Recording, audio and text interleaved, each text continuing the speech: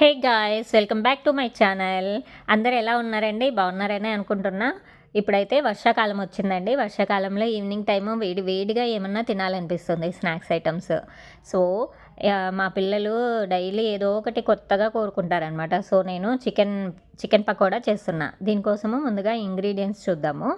ఉప్పు, పసుపు, chilli powder, ధనియా powder, కొబ్బరి పొడి, అల్లం వెల్లుల్లి paste,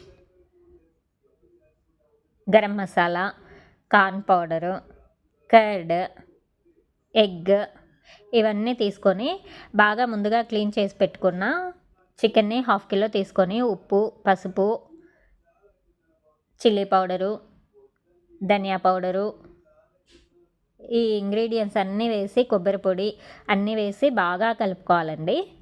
garam masala, corn powder, curd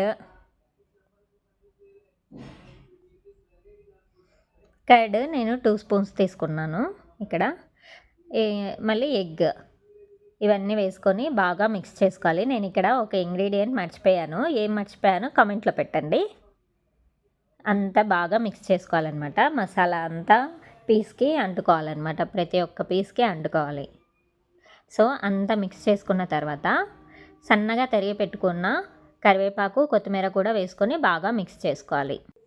నేను ఇక్కడ జింజర్ గార్లిక్ పేస్ట్ మర్చిపోయా అండి, వేసుకొని మళ్ళీ మిక్స్ చేసుకుంటున్నా. ఇలా మిక్స్ చేసి పెట్టుకున్న దాన్ని మూత పెట్టుకొని ఒక 3 అవర్స్ ఫ్రిడ్జ్లో పెట్టుకొని మళ్ళీ తీసి 3 అవర్స్ తర్వాత తీసి, మీకు కావాలంటే ఫుడ్ కలర్ యాడ్ చేసుకోవచ్చు, లేదంటే అలాగే అయినా చేసుకోవచ్చు. నేనైతే ఇక్కడ కలర్ కోసమని ఫుడ్ కలర్ యాడ్ చేస్తున్నా అండి.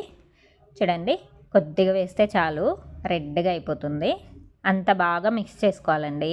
సో ఈవినింగ్ టైము వేడిగా బాగా తినాలి అని అనుకునే వాళ్ళు ఈ రెసిపీని ట్రై చేయండి ఒకసారి. చూడండి, అంత బాగా మిక్స్ అయ్యింది, బాగా మిక్స్ అయ్యింది. ఇప్పుడు స్టవ్ పైన కడాయిలో ఆయిల్ వేసుకొని హీట్ చేసుకొని ఒక్కొక్క పీస్ వేసుకొని హీట్ చేసుకోవాలన్నమాట. పిల్లలైతే బాగా తింటారండి. ఈవినింగ్ వర్షాకాలంలో చాలా చల్లగా ఉంటుంది, వేడిగా ఏమన్నా స్నాక్ ఐటెం కావాలి అని అడుగుతారు పిల్లలు. మీరు ఒకసారి ట్రై చేయండి. మా పిల్లలు అయితే బాగా తిన్నారు. చూడండి, అయిపోయింది.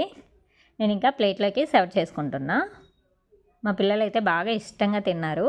మీరు కూడా ఒకసారి ట్రై చేయండి. ఎలా వచ్చిందో నాకు కామెంట్ పెట్టండి.